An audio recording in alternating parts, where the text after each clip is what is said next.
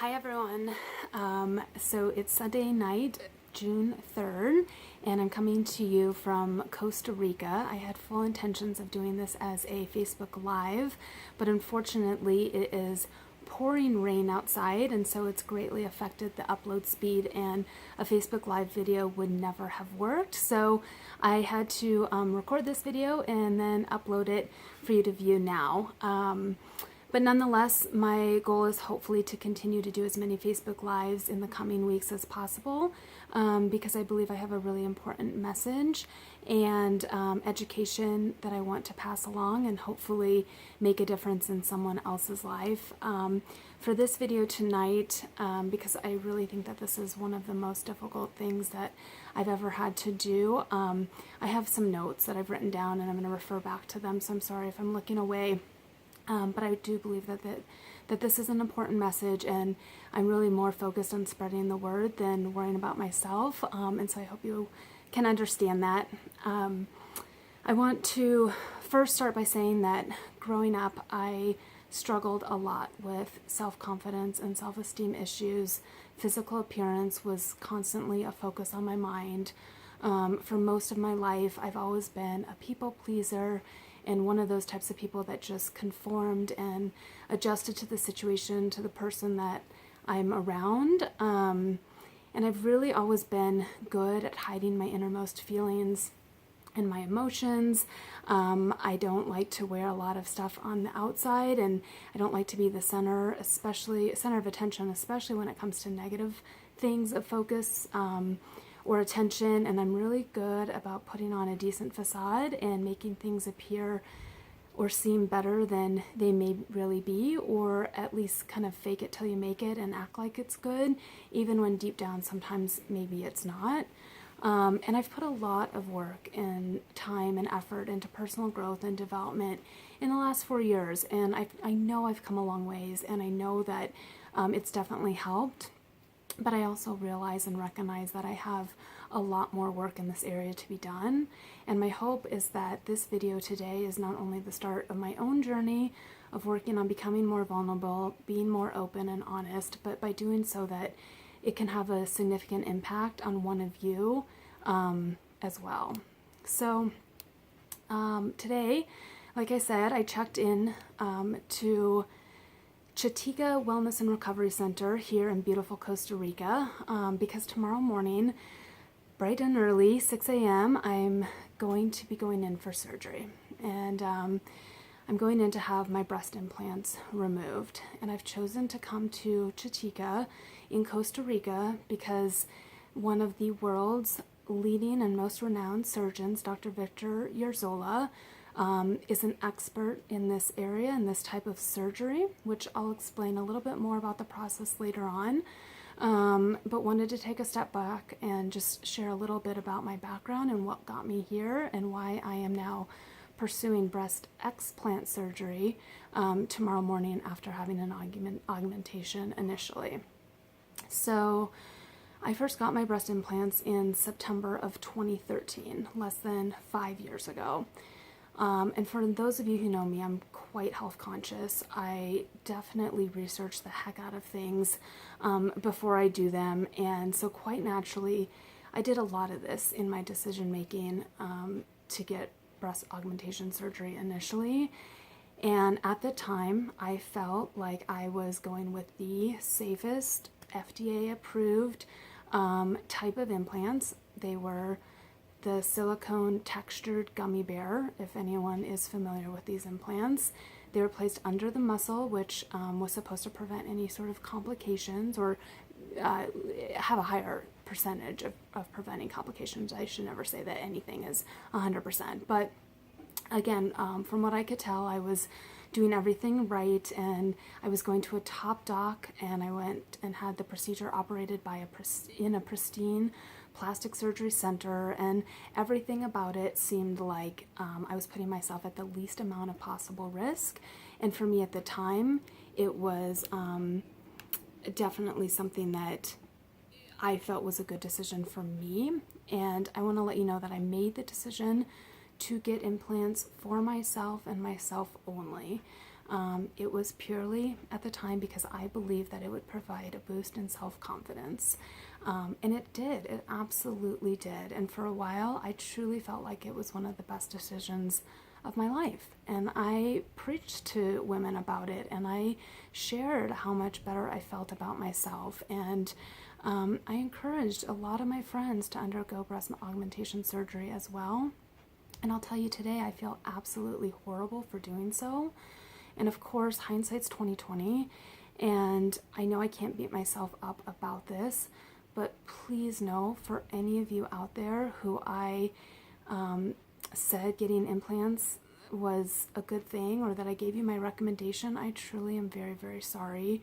And please just keep in mind what I'm about to tell you.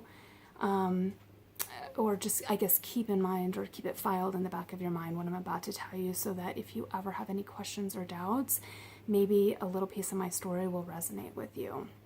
So what I didn't know at the time when I decided to undergo my own augmentation procedure was that the silicone implants that I chose, and really all implants for that matter, are highly toxic, you guys. And I'll post later in the comment threads the numerous toxins and chemicals of which they're composed.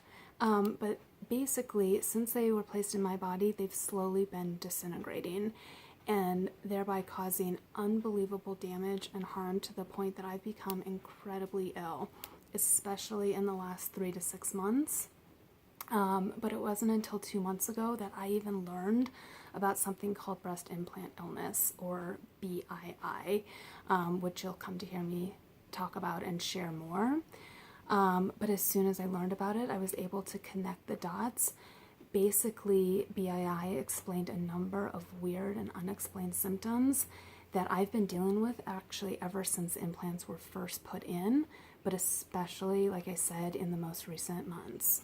And for those of you who do know me, you know that I'm super health conscious, and I've never really had any type of major illness or sickness until really getting the implants put in. But even then, for the last 4 years, I kind of just attributed a lot of other things to other things going on, which I'll explain in a moment, and never once thought that my implants were actually making me so sick. So I'm going to go through a timeline now, and I'll add more detail again in the comments, and eventually probably write this up in a post so that you can read it in more detail and more length. But please know that there's a breast implant illness website out there. There's a Facebook group of over 50,000 women who are all experiencing similar symptoms, educating themselves, having their breast implants removed because of being severely ill. And please know that to do your research. If you are someone who's considering getting them, please do your research. I would never, ever, ever again recommend anyone put these things in their body. And it's not to say that everyone is going to get sick, and it's not to say that I blame you for making the decision or wanting to do it. Again, I was that person. I know what it's like. But there are other options out there, and the risk is not worth it. I can tell you that now. The risk is not worth it. So starting back in 2013, literally immediately after they were placed in my body, I had pain. And of course I thought, okay, I just underwent major surgery. I have these two foreign bodies, foreign objects in my body. Of course I'm gonna have pain, right? So I had pain in my rhomboid in between my shoulder and my upper back, and of course just attributed to the surgery. Not a big deal, kind of wrote it off, got massages, dealt with it. Then I started to have pain that started in my shoulder, and it was kind of pain and tingling that went down my arm and eventually moved all the way through my upper arm, down into my lower arm, into my hand and my wrist, and it was kind of like a carpal tunnel-like syndrome. I actually went to an OT for a while, and at the time had some testing for grip strength, which they told me I had poor, like off the charts, poor grip strength. Very rare, common, like the guy was actually somewhat shocked, but I went through some OT physical therapy types of stuff, and eventually that symptom sort of went away and I didn't really think about it. In 2014, I was hospitalized for severe stomach pain. I was in the hospital. I went to the ER twice in one day, and then stayed in the hospital for 3 days while they did numerous testing, all of which came back completely normal, and they wrote it off as stress. But I almost had my gallbladder removed. They said they couldn't really figure it out, but the suggestion was to have gallbladder surgery, and thank goodness to this day that I said no, I'm not going to just take an organ out without having an explanation or reason for doing so. But despite all of the testing, I had extreme excruciating pain for a long time, which then led me in 2015 to work with a wonderful, wonderful naturopathic doctor, Kathy in Fort Collins, who ran a number of blood work tests, lab work, stool tests, lots of other things, and definitely came back haywire. I had high iron, I had blood sugar issues, potential thyroid problems, chronic inflammation, a lot of things suggesting a possible autoimmune disease.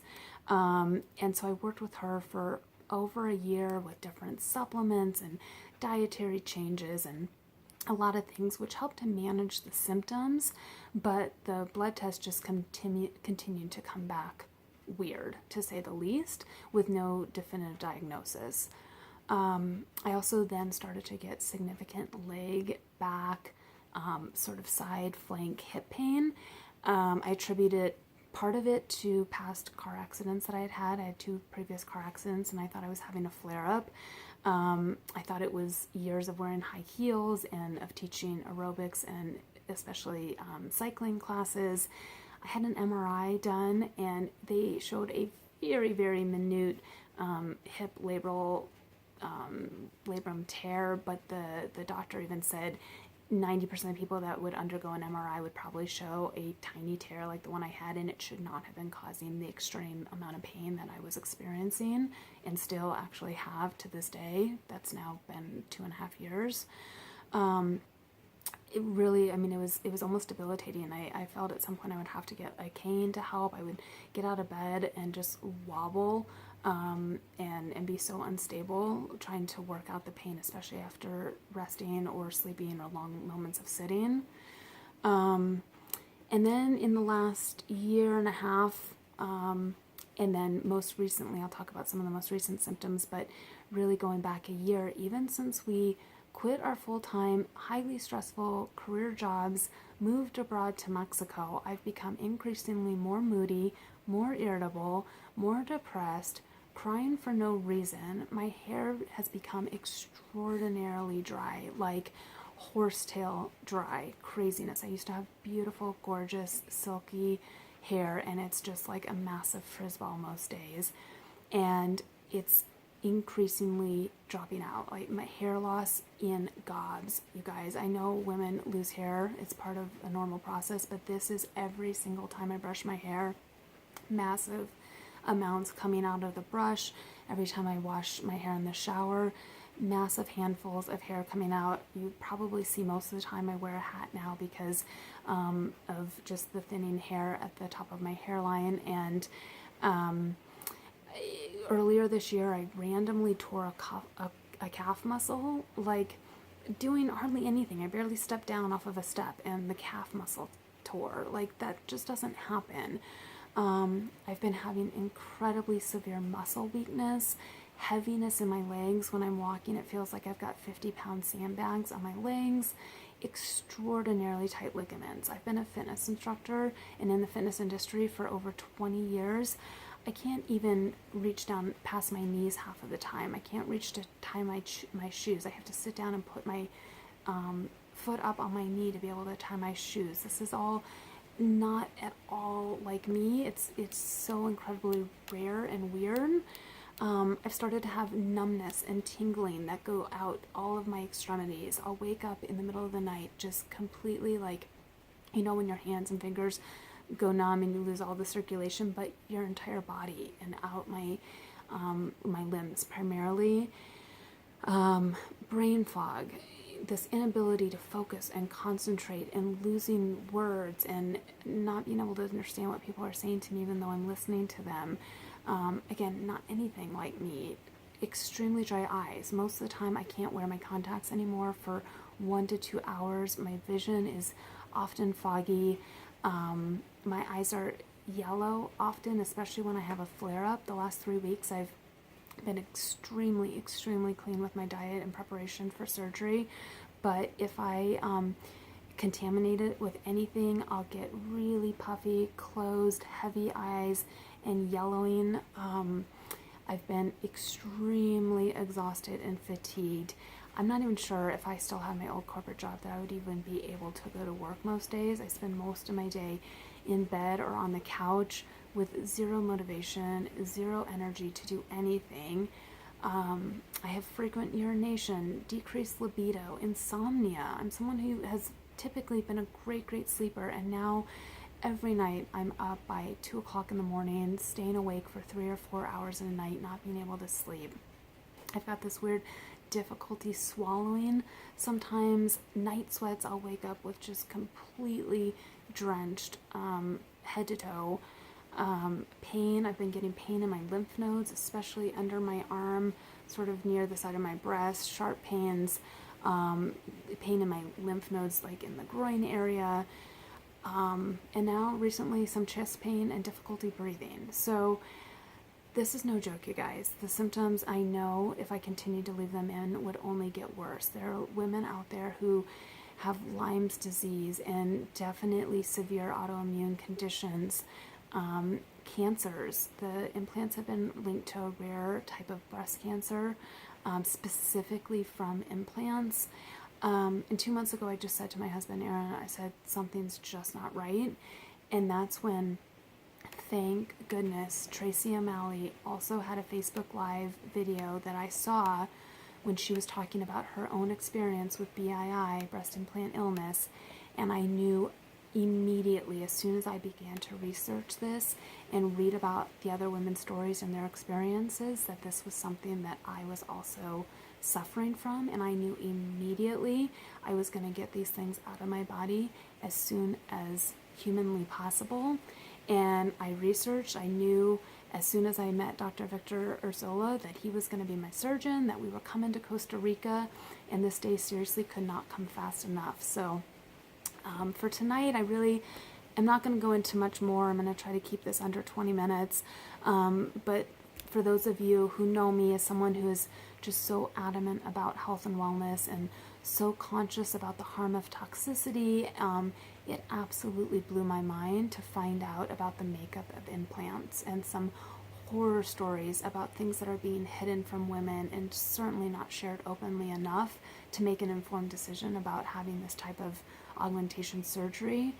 But the makeup, both of the shell lining of any implant as well as obviously the filling of whatever implant you're getting, super highly toxic, lots of chemicals, and I plan to continue to document and share my healing journey with as many people who are willing to listen and are interested in learning, because if this video can save even just one person from going down the road that I did, then it's going to be worth it. Most plastic surgeons and medical doctors will deny that BII exists, that breast implant illness is really a thing. And many women, myself included, have spent hundreds and thousands of dollars on unnecessary tests, treatments, and procedures, all for nothing. And the good news is, though, that actually just removing the implants from your body, if done properly, can immediately start to make a drastic difference in women's symptoms. There are testimonials after testimonials of women literally waking up from surgery and having a number of their symptoms just gone. And then certainly within a relatively short amount of time following, and especially with good detox protocols to make sure to eliminate any silicone that has leaked into the body or other chemicals that are lingering in the body, that most women can recover completely, 100%. So I'm very, very optimistic. I'm excited about the surgery tomorrow. Of course, no one ever wants to have to undergo surgery, but I'm so thankful that I've learned about this and that I know that this is the solution and what's going to help me to feel better finally. But, you know, really for the last 4.5 years, I've been experiencing a super slow, or not a super slow, but a slow and steady super decline of my health. which honestly probably would have been much faster if I hadn't been so incredibly diligent about doing regular cellular cleansing and detox protocols. Many of you know that I've been extremely dedicated to this state-of-the-art nutrition, and I can't even imagine where I'd be without it, but that's for another day, another time. I will definitely share my story about that because it's, I'm sure, saved me in so many ways. But now, within the last 3 to 6 months especially, barely being able to get off the couch, barely being able to get out of bed, constantly being in pain, zero motivation to do anything. I haven't been able to work out in over 2 months. That's one of my biggest passions. I've gained weight. Obviously, no one wants to go through that. So much of it I know is inflammation. I'm just constantly bloated. My skin is completely dry, rashes. I mean, you guys have heard enough, but just know that this is horrible and no one should ever have to deal with it. But I am beyond ready to get these freaking toxic shitbags out of my body and get back to living. And so my incredible, loving, supportive husband, Aaron, I don't know how he's put up with me. I've definitely been just a mad woman in so many ways, and he deserves his loving, adventurous wife back as well. So tomorrow's the day. Thank you all for tuning in. Please share this video with anyone who you think is willing to listen. And I completely understand if anyone is in denial or doesn't think that anything that they're experiencing has something to do with their illness or with their implants, but please just consider researching the sites that I'm going to post in the links below, and just think about it. File it away in the back of your mind, and do not hesitate to reach out or contact me with any questions. I'm more than willing to share and help. Hope everyone has a lovely night, and ciao from Costa Rica.